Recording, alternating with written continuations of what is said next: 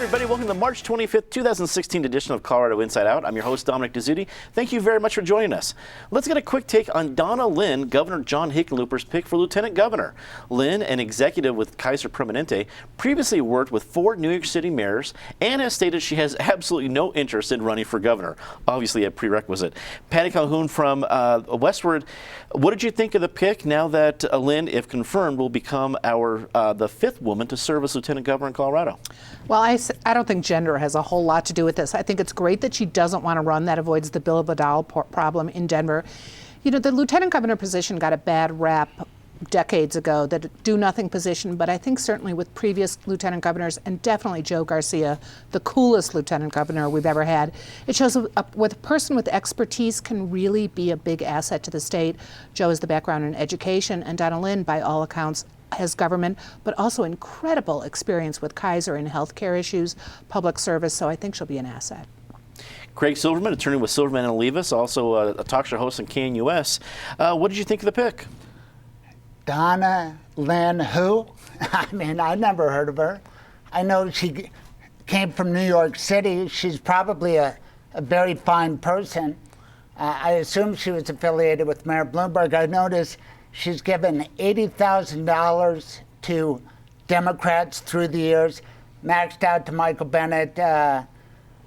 Hey, if she's just a placeholder, because now John Hickenlooper's talking about moving on to Washington, I'd like to know more about her. Get her on Channel 12. Get her on Channel 12 indeed. That would be a nice idea, Craig. Also join us, Penn Tate with a QTAC Rock, also a former state lawmaker. As a former state lawmaker, do you see any hurdles in her confirmation? No, I really don't. And I think she's an excellent pick. To Patty's point, historically people have perceived the lieutenant governor's position as a do-nothing job, but that's really a function of the relationship between the governor and the lieutenant governor. And if you remember way back to when Mark Hogan was lieutenant governor and sort of went on off and did a few things, and that's when we sort of changed the constitutional structure of the role of the lieutenant governor. Donna has a great relationship with the mayor. He officiated at her wedding a few years ago, so there's a personal relationship, there's a professional relationship.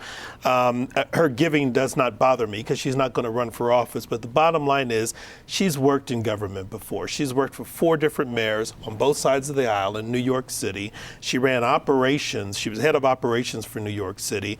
She's an experienced manager in the healthcare industry where she's an expert, and given some of the issues we're facing as a state, that expertise will probably serve her well. We just need to hope that Governor Hickenlooper gives her some room to do her thing so that she can actually provide the experience and the benefit of her background for the best interest of the people of the state. John Bowman joins us from 5 Points News. Great to have you back, John. Rejoins. Exactly, a long essence, but great to have you back at the table. What do you think about the point that Penn just made? Do you think Governor Hickenlooper is going to give his lieutenant governor, of course, if she is confirmed, more to do in her role? Well, she'll have a tough time, as Patty indicated, living up to the legacy that, if that is a good word, that Joe Garcia left. But because she is, a healthcare expert, so to say, hopefully she'll be just what the doctor ordered for the state as we continue to fool around with Obamacare, Hillary Care, whatever it's going to be called. That's a great point, and exact same thing that the Senate President Bill Cadman said. Good point. 2 major world events made headlines this week as terrorists struck an airport and train station in Belgium, and President Obama made an historic visit to Cuba. Belgium's competency in dealing with security concerns is at issue after not probing a suspect in the Paris attacks about future threats. Meanwhile, President Obama became the first U.S. president since 1928 to visit Cuba.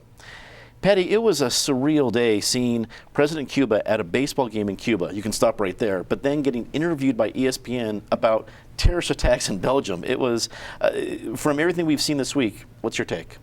Well, there were a lot of images that were really tough to look at this week.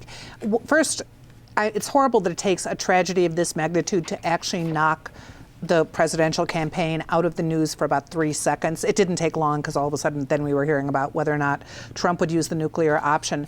But the irony of watching the president go to Cuba, which was 50 years ago our arch enemy, the worst thing we could possibly imagine, and now you have the enemy looking like it can come within us at any time, and certainly within Belgium. So it was really a time for retrospection and thinking about, it was actually easier to think about what we wanted to do with our Cold War enemies compared to how do you really track ISIS. Obviously, Belgium authorities had some problems with it. They're talking about different languages that are used, that they didn't communicate as well with other European law enforcement agencies, that they're completely open borders, which makes it tougher. But obviously, you need to share information more. You need to crack down. How America's going to protect itself too, it's hard to know. But I don't think some of the solutions we've heard so far in the presidential campaign are the way to go. Craig, as you saw the different reactions to both the attacks and the reactions to what was going on in Cuba, what struck you as the most important to carry forward? Well, you guys talked about horrible images, and let's start with bad images. And that was President Obama with the Castros when this happened, going ahead and going to the baseball game, and then going down to Argentina, dancing a tango. It's been now revealed that 2 Americans were killed. Looks like it was targeted against America. It happens in the capital of Europe, and you don't interrupt. You give 50 seconds to it. This is disappointing, but it's consistent with the president's attitude, which is kind of missing in action, benign neglect. Now, to the credit of the United States, under our commander-in-chief, it appears the number 2 in ISIS, the Islamic State, was killed. That's a good start. So it's a bad problem. And 600 people in Europe who had training with the Islamic State, and they just get to come back into a community like Molenbeek in Brussels, where they don't give up. Abdeslam, one of the perpetrators of the Paris atrocity, there's a big problem going on. And Donald Trump is talking about it, Patty. You want to bring up presidential candidates, you want to know why he's popular? Because we have a problem. We have to face up to it. These kind of enclaves in America, it's not a good thing. We don't have it, thank God, in America. I hope we never do. But a no-go zone for the cops, Sharia law in parts of your country, you talk about anti-American. I'd like to hear the American president speak about that quite a bit more. Penn, one of the things that President Obama had mentioned when he was still at the baseball game and said, hey, part of my reaction is that life continues to go forward, which is what terrorists do not want to see. Did he make the right call? What did you make of the reaction to all the events? I think he did make the right call, and it's what happened in Belgium is tragic, and I'll talk about that in a minute, but I think what's going on in Cuba is sort of related to it. When you look back at our history, one of the reasons Cuba became an enemy was due to the Cuban Missile Crisis during the Kennedy administration, and the tie there was Russia was sending weapons to Cuba, and our concern was that Russian weapons this close to U.S. soil. Well, Putin's behavior notwithstanding, we have somewhat normalized relationships with Russia and did that even as far back as the Reagan administration, but we still have isolated Cuba, and the question becomes why? Cuba didn't have the military strength to be a threat. Their only threat was because of their geographic location, their association with the Soviet Union, and the Soviet Union isn't quite what it used to be.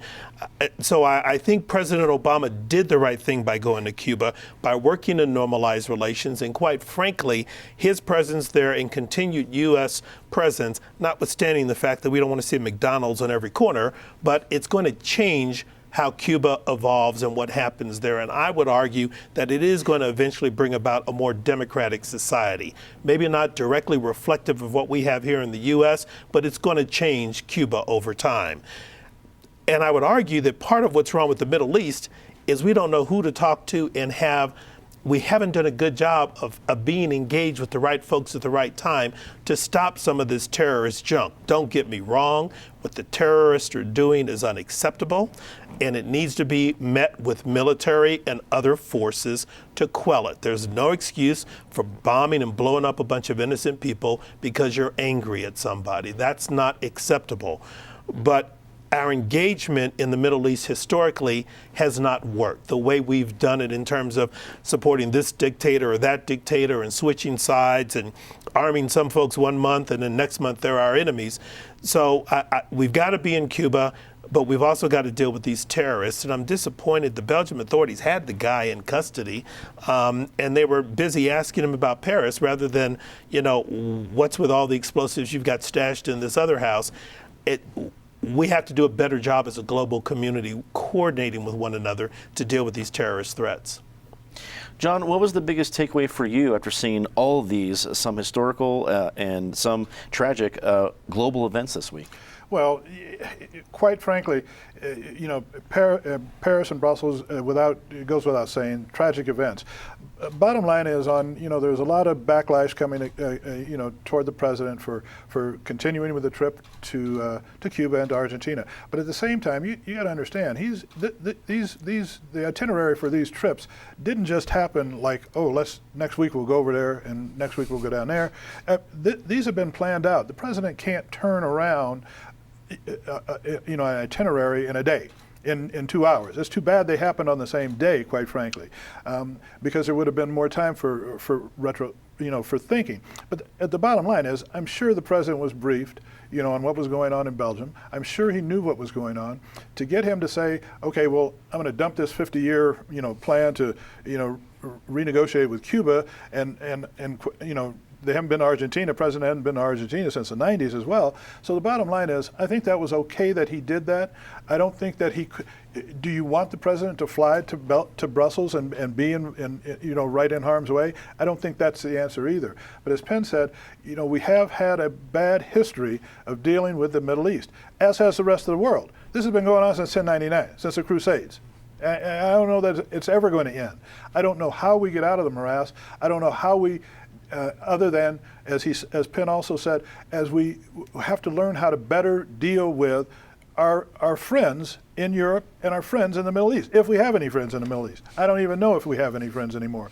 But the bottom line is, you've got to do something. When the Turks have this guy at the border and they tell the Belgian officials, hey, you got to do something with this guy. He's bad news. Don't let him in. And they let him in. So, you've got different levels of security in different countries around the world. Ours perhaps is the best, and the war has to be brought to us, so to speak. Mm-hmm. The blizzard of 2016 seemed to catch the entire city by surprise this week. The city of Denver decided not to clean residential streets, saying the storm did not meet certain criteria. Meanwhile, when Denver Public Schools decided to close on Thursday, and how DIA handled the storm also have been called into question. Craig, I know it's easy to play Monday morning, or I guess in this case Friday morning quarterback of the blizzard coverage, but it seemed that even though we had a lot of weather forecasters saying it was going to be a big deal, we had a lot of delays and questions with entities from DPS to the city. What do you think? Well, I'm a native, so I've seen a lot of snow, and that was epic. Who could have predicted that? But I didn't hear. I knew it was going to snow, but not like that.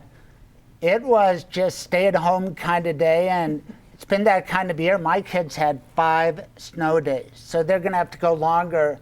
And so when people say, it was worse this or then, yeah, there have been worse sustained blizzard, and if it's in January, it's a lot worse than in March.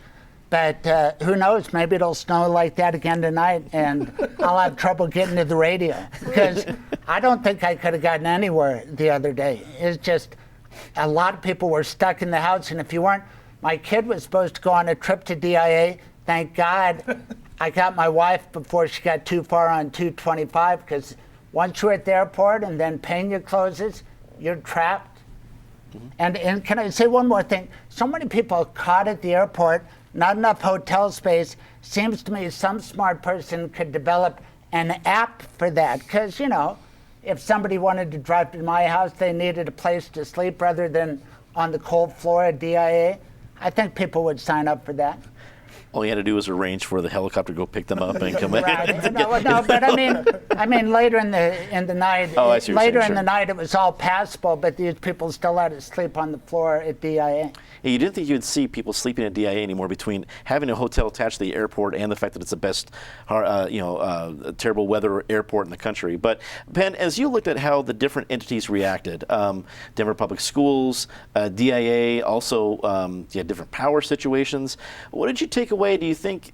I mean, sometimes you say this kind of act of God. Well, you just do the best you can. Did officials do the best they could? I won't answer the last question, but let me offer this. Craig's right. I'm not a native, but I've been here a long time. I've seen a lot of snowstorms. And I understand the city has criteria for cleaning the streets. And one thing about criteria is hopefully they're not immutable. You ought to reevaluate them on a regular basis. And this was a situation where pretty quickly you could see this storm was escalating, and perhaps it was time to reevaluate the criteria and do certain things so the city wouldn't be immobilized. I was like a number of people. I had a 9 a.m. meeting on Wednesday, and it wasn't canceled, and it was at Denver Water. So I got up and drove to Denver Water, and as soon as we finished our board meeting, Denver Water closed down. But I was closer to my office than I was to my home, so then I went to my office figuring, well, it's going to be easier to get to the office, and it almost wasn't because with the blowing snow, you couldn't see anything. So I got to my office, and I got there and said, well, gee, it's so bad outside, maybe I ought to just wait it out. Bad idea. I should have risked it, because by the time I drove home, the drifts were piling up, and my car got high-centered and stuck twice, and I had to shovel it out because the roads weren't plowed. And so I think the time has come where between DPS, the other city agencies, state government, federal government, they didn't deliver the mail on Wednesday. They didn't run the garbage trucks on Wednesday. They didn't run the recycle trucks on Wednesday. There needs to be a little bit better coordination so that if everything's going to shut down, shut it all down and announce when. And one thing I will say to the meteorologist, they're not always wrong. There are times when they're actually right. And when they're right and when you see their predictions are coming true, a faster response is probably warranted. So hopefully all levels of government get together and talk about this. When we saw the blizzard warning come by, our friends over at KCNC Channel 4, we saw the blizzard warning on our phones on Tuesday afternoon. Well, it's 70 degrees. No one even had a jacket on. We're like, this is going to be crazy. And they were dead on. That's exactly right. John, speaking of news coverage, were you happy you weren't on blizzard coverage on Wednesday? Absolutely. Absolutely. Having grown up in Chicago, went to school at Syracuse, did a 2-year stint in Buffalo, and now 30 in Denver here. I've seen all kinds of snow. Lake effect to blizzard yesterday. This was, as Craig said, epic. It was an epic kind of deal. But at the same time, if you've lived here for any length of time, you know that the streets are warm, snow is going to melt, the sun's going to come out tomorrow, and luckily we had that. You don't get that all the time in January, you don't get that in February. And so this little spring tree trimmer, really ostensibly yesterday, it was all gone. I mean, it went down at least half. I mean, we had 20 inches. And so by yesterday, I mean, if you'd shoveled your sidewalk on the snow day, everything was clear. So, I mean, it's just another day in the Rockies. And, it's very, very hard to predict weather here. Patty, even though it's hard to predict weather and it was an epic kind of freak storm, did officials handle it correctly? Well, you can see, for example, if they had plowed the side streets, the Denver Public Schools would have been open, because the problem was those turned to ice because they weren't plowed. And at 4 in the morning, after having already told people that the schools were going to be open, 4 in the morning they suddenly decide they're going to be closed. I have no dog in this hunt because I had the fastest drives ever to work and from work on Spear Boulevard, because Spear Boulevard was clear pretty much at 8 a.m. and at 6 p.m. It was in the middle that was horrible. But also, DIA didn't sound like they'd really planned ahead. TSA certainly didn't plan ahead. People are in hour-long lines this morning at 4 in the morning. The new hotel, nice to have one at DIA, except you've got to walk outside to get there, which isn't very helpful in this weather. And they had a bar that was didn't open until late afternoon. People were desperately trying to get a glass of water in there at 1 o'clock. We were getting texts all day. This is a mess, and no one bothered to open it at the West End. Now, maybe they couldn't get there because of Pena Boulevard, but it seemed a little more communication here could have smoothed things for people.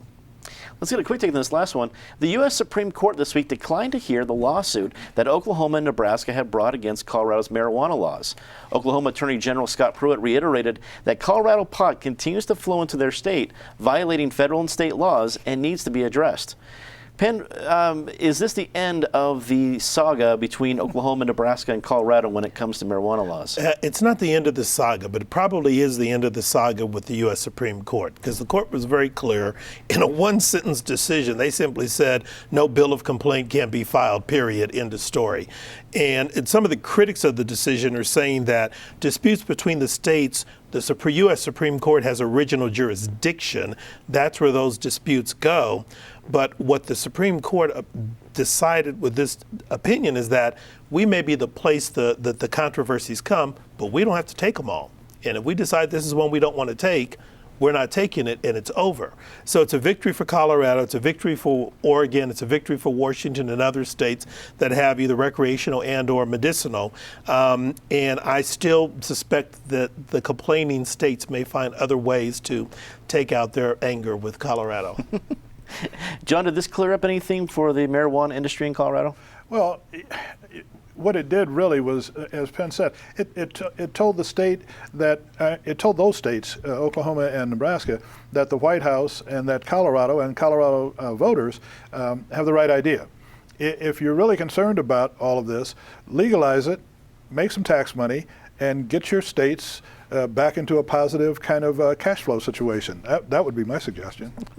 Patty, do you think Oklahoma, Nebraska will be buoyed by John's advice? No, I think they will be stopping every single car with Colorado plates coming through just to work out some aggressions. We, however, have 2 projects in the works, and I enlist anyone here. One, we're going to get together and drive to Nebraska and see how many of us are stopped. Wear your gun, your Rastafarian braids, put some pot leaves on the back of your car, and we'll see what happens. The other thing is rewriting the score to Oklahoma. In Oklahoma, where the pot comes sweeping down the plain, we're all about it. So we'll perform it here as a fundraiser. That would be fantastic. Craig, wrap it up for us. Is the legal fight between Oklahoma, Nebraska, and Colorado over? No, not completely, but the big one. Because what a trial that would have been. Where would it have been held? Who would have been the judges? It all would have had to be defined. So, as a legal analyst, it would have been fascinating. But Clarence Thomas and Sam Alito were the only justices who said, we want to hear this case. And I do think it was political, and it just shows how far we've come. And I think if you look at the Republican candidates remaining, Trump and Cruz have said Colorado can do its thing on marijuana. So look at the new world of 2016. Mm-hmm. Well, it's time to get to our favorite part of the show, Disgrace of the Week. And remember, we're starting a new policy around here. You can join in this section of the show, Disgrace of the Week, and say something nice by submitting your own ideas, whether it's on our Facebook page or on Twitter. Let us know what you think it is each week, and we might feature you on this program. But as always, Patty starts us off. Ms. Calhoun? Well, no matter your religious affiliation, it's hard to argue that the sunrise service at Red Rocks is a really stunning event every Easter, and it is canceled this year because Mother Nature dumped 2 feet on Red Rocks, 2 feet of snow, and they can't figure out where to put it, even if they had the money to move it. So that's canceled. Mm-hmm. Craig? The disgrace of the week is that a junior high student, middle school student in Denver would see cops as wearing a KKK hood and get an award for doing that, because I don't blame the child. That's the way those false narratives about hands up, don't shoot, and Trayvon Martin. I mean, there's more than enough real racism without making it up where it doesn't exist. And then to teach it to children, I think it's a darn shame. Craig offers us a great segue. We're going to be talking about the very same issue on CIO postgame this week, so be sure to check that out. It's our web exclusive production that we'll be doing just right for the show. Penn, your Disgrace of the Week. Oh, man. Just when I thought it couldn't get any worse. Now Donald Trump and Ted Cruz are arguing about each other's wives. And, it just, I fear for my country sometime. I'm speechless. You're not alone, my friend. You're not alone. John. Back to Craig's disgrace. I didn't think there was a Ku Klux Klan hood on the cop. I thought there was a picture behind the police officer. But in any event, that kind of is First Amendment stuff, isn't it? Free speech. I don't know. For artists, I'm not sure. But on my I guess my disgrace, I would have to give it to Kraft Foods. Last April, they put out a couple of commercials that were very sketchy and very shielded, and they said they were changing something in Kraft macaroni and cheese. And they didn't tell what they were really doing, but they've sold 50 million, units since then, and now they came out and told us they made it healthier. And so they could have done that up front, but I guess they were afraid of the Coke syndrome. You really want to tell Americans that it's a healthier mac and cheese before they buy it? I don't blame them. Say something nice about somebody, Patty. To continue on the religious beat, a really great program tomorrow, set up before the tragedy in Brussels, but building bridges with the Muslim community. It's going to be at the Colorad Muslim Society from noon to 3. Lots of workshops, panel discussions, just trying to bring the community together. Craig. I am for free speech, and I even have questions about them taking that down. My disgrace was that she thinks that's the truth about Ferguson and Trayvon Martin. I do want to say something nice about Douglas County schools, which is a rarity, but I like their new idea where they're getting rid of subsidizing religious schools and having capitalism, free market, see if it'll work in the education system. Seems to me a worthy experiment. Ben. I agree with Patty, and it ties to my piece in that we need a broader communication and conversation. I'm just pleased that the president went to Cuba. If we can normalize relations with the Soviet Union after all these years, we ought to normalize relations with Cuba. And it's a small first step, but it's an important first step in our hemisphere. John. I think the 3 Chaffee County commissioners who went down to the courthouse this week and decided to change their Republican designation on their voting status to independent kind of speaks to what's going on around the country with the presidential race. So I'll give them my good thing for the week. That's nice. That's all the time we have tonight. Thanks for tuning in. Be sure to check out 2 special programming nights this weekend. On Saturday, we'll feature a special David Bowie documentary at 7 and 10 p.m. you're not going to want to miss. And on Easter Sunday, we're excited about this. We're running a great marathon of Rick Steves specials about Easter, the Holy Land, and an Ancient Roads Christ the Constantine series. It's going from 2 p.m. all the way to midnight. Be sure to check it out. I think you'll really enjoy it. For everyone here at Channel 12, I'm Dominic Dezzutti. Thanks very much for watching. Good night.